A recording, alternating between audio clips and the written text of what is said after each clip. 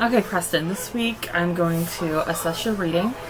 We're going to read Many Happy Returns. I'm going to have you read part of it out loud, and I'm going to stop you and have you read the rest of it silently to yourself, and I'm going to ask you a few questions about it, okay? Okay. So you can start reading whenever you're ready.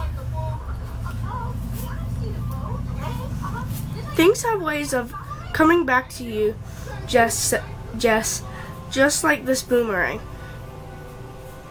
M. Gump said his arm cocked back to throw a curved piece of wood into the air. That's a bunch of hogwash, Jess said with a hand-dog expression on his face. Elise will never come back to me, just like that boomer never did. Never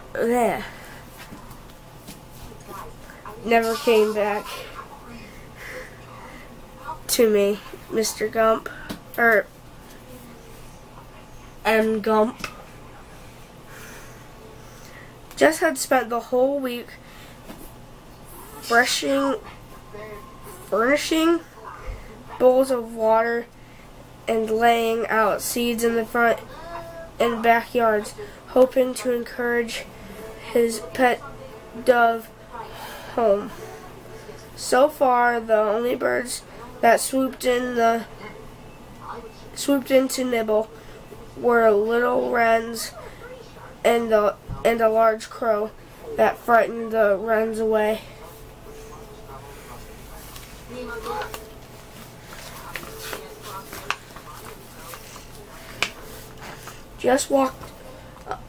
Just walked up one street of his neighborhood and down another, squinting into the treetops, searching for Elise.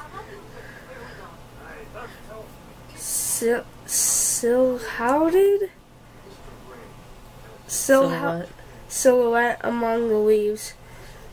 He shook shrubs in front of every house, whistling and calling, "Come, Elise! Come, baby! Come home!" As each day came to a close, he scanned the sky from the front porch in a last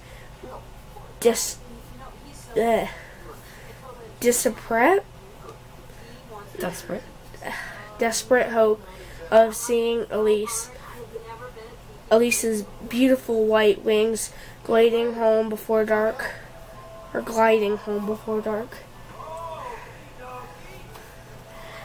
At night, as he lay restless in bed, Jess thought about how he'd train Elise to eat from his cupped hand and to snatch a seed from between his lips.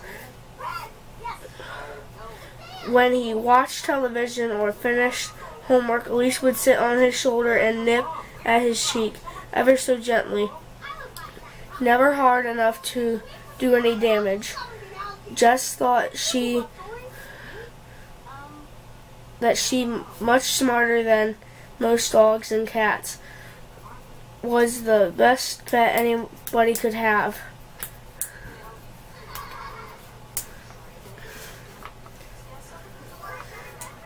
Elise even seemed to know how Jess was feeling when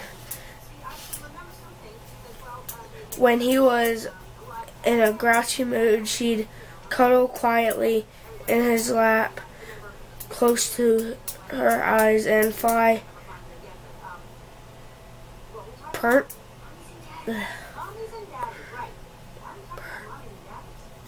pretend to nap.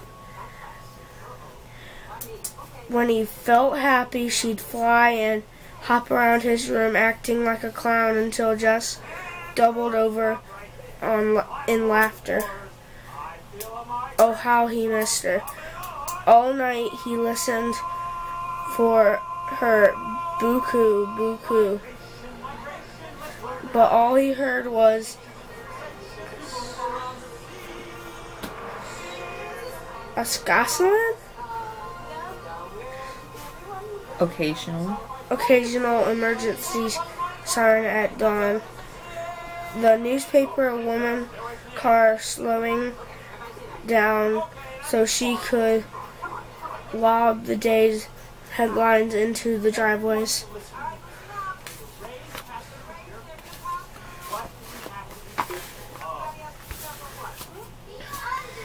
When Jess wandered around all Saturday morning and didn't see even one trace of his elephant companion, M. Gump said, "Come on, Jess, let's go to the park and sling my boomerang for a little recreation." As if slinging a boomerang is a reaction for me. Sure it's fun for M. Gump. He's a champion boomerang slinger. When Jess's M. Gump was growing up in Australia, he won all sorts of medals and even though Mr. Gump liked to grumble sometimes about not having the same touch, it was amazing that he could do. M. Gump's throw made it appear as if the boomerang was gone forever, but then a sleek, curved piece of wood would turn around and come back and land right at his feet. No matter how many times Mr. Gump has shown me, it's